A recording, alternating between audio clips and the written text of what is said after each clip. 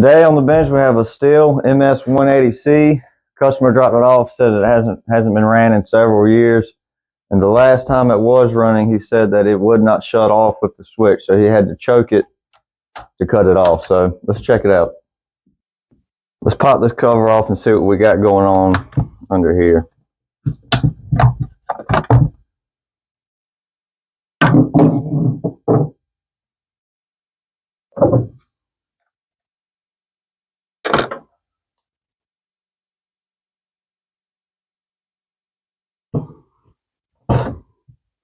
So there's why it won't shut off. So this is a common problem on these STIHL saws. If you have one that's not shutting off with the switch, come here and check your wire. This wire is supposed to be sitting in this, snapped in this groove here. And when you rock it up, the wire touches this grounding strap right here to shut it off. So let's get that pop back in its place. So there it is a little closer. You can see the grounding tab here and your kill wire here, and you'll see it's in the on position now. When I rock it up to off, that grounding strap makes contact with the end of this wire that kills your coil. So that should take care of that problem. This muffler looks very oily. That's a sign that it may be running a little rich. Let's pop this muffler off, check the spark arrestor, and we'll take a peek at the piston too while we're in there.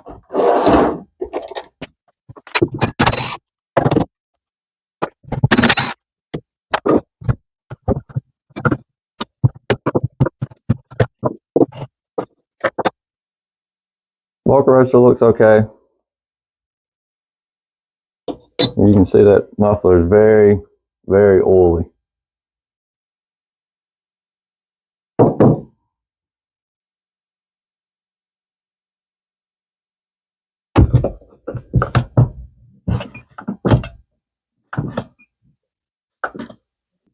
From what I can see of the piston on this side, it all looks good.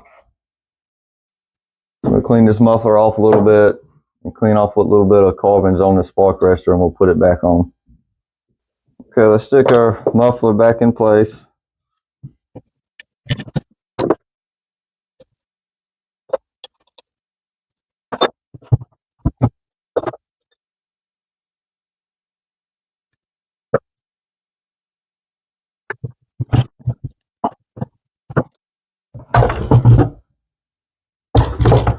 Let's check out the fuel tank on this thing.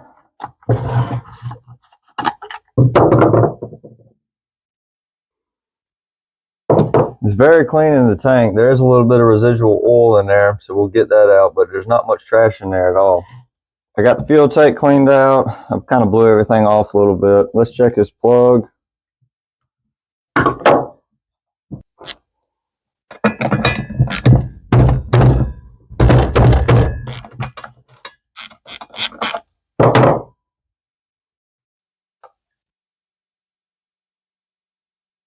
Let's throw my new plug in it.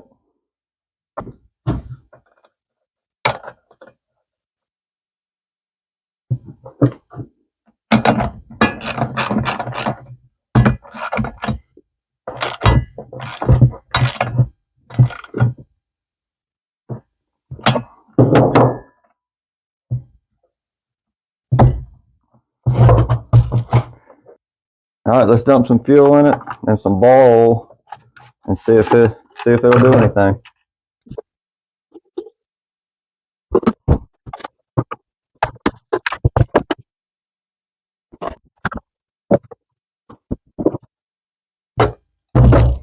Let's tighten this chain up a little bit before we try to start it.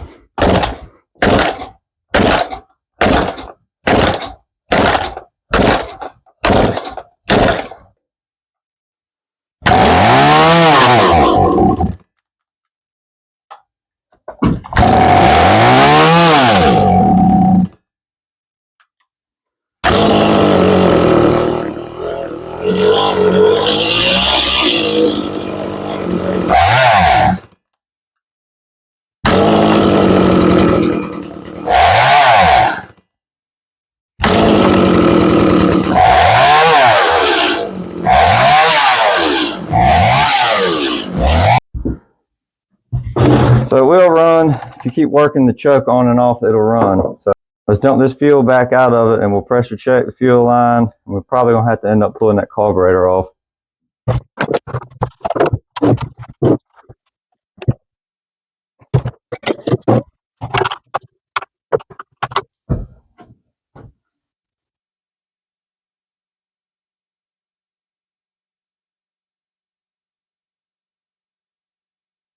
Alright, so we are holding pressure, so there's no holes in the fuel line, and the needle in the carburetor is sealing like it should.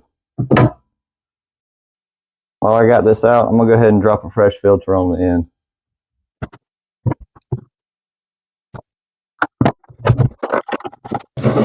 Okay, let's pull this carburetor off.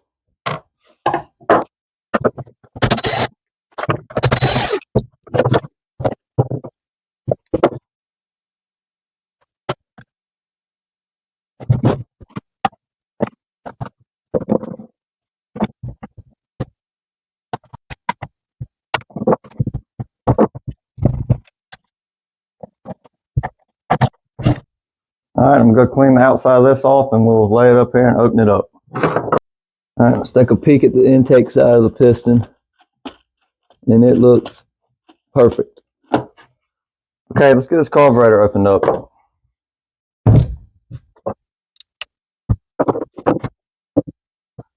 There's a little bit of trash in the fuel screen here.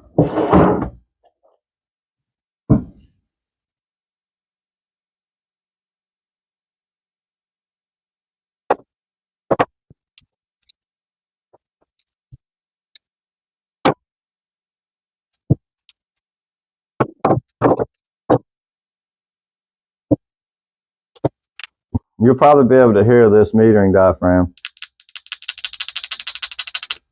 So I think that's probably our problem. We get all this cleaned up, go pull a kit for it, and we'll put it all back together. Another thing to look for in these carburetors is you see this sealant here that they use to seal the plugs in. It's all loose and floating around in there. We need to get all that stuff off and clean it up.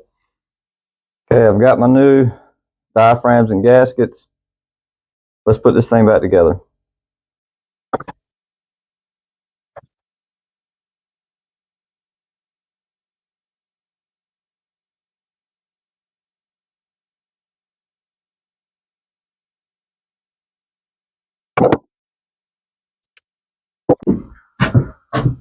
I'm going to pressure check it, make sure we don't have a leaking needle and seat.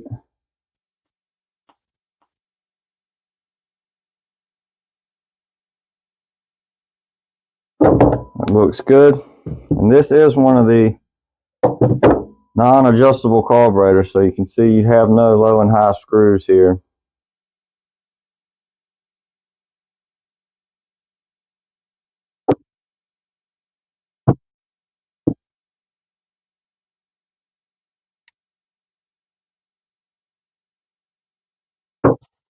Okay, let's get this back on the saw.